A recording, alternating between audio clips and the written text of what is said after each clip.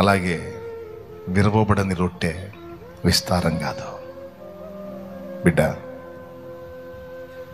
నా దేవుడు నీ జీవితంలోకి, నా జీవితంలోనికి, మన జీవితంలోకి అనుమతించి మీరు చూస్తూ ఉన్నారు. సమస్యలు, ఇబ్బందులు, నిందలు, అవమానాలు, దూషణలు, ద్వేషాలు ఎదుర్కోవటం మీరే కాదు, నేను కూడా మీకంటే ఎన్నో రెట్లు ఎక్కువ నేను ఫేస్ చేస్తాను. ఇప్పుడు కాదు, సంవత్సరాలుగా నేను అనుభవాల్లో నుంచే వస్తున్నాను. నాదేం దాచబడిన జీవితం కాదే, పబ్లిక్ లైఫ్, బాహాటంగా ఉన్న లైఫ్ నాదే. కానీ నేను ఒకటి ఎరుగుదును, ఎన్ని వచ్చినా అది నన్ను విస్తరింపజేసే దానిలో భాగమే, నన్ను పరిమళింపజేసే దానిలో భాగమే. అంతే తప్ప నా మీదే పగబట్టి ప్రతీకార చర్య తీసుకునేవాడు కాదు. నా శత్రువు కాదు ఆయన, మా నాయన. ఎవరైనా నా డాడీ,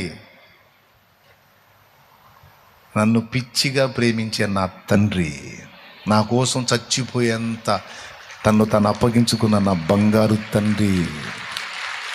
ఆయన నా శత్రువా? నాకేమన్నా, నా మీద ఏమన్నా పగబట్టాడా?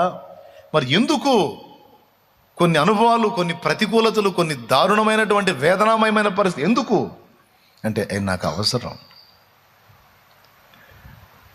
ఆయన నాకు అవసరం.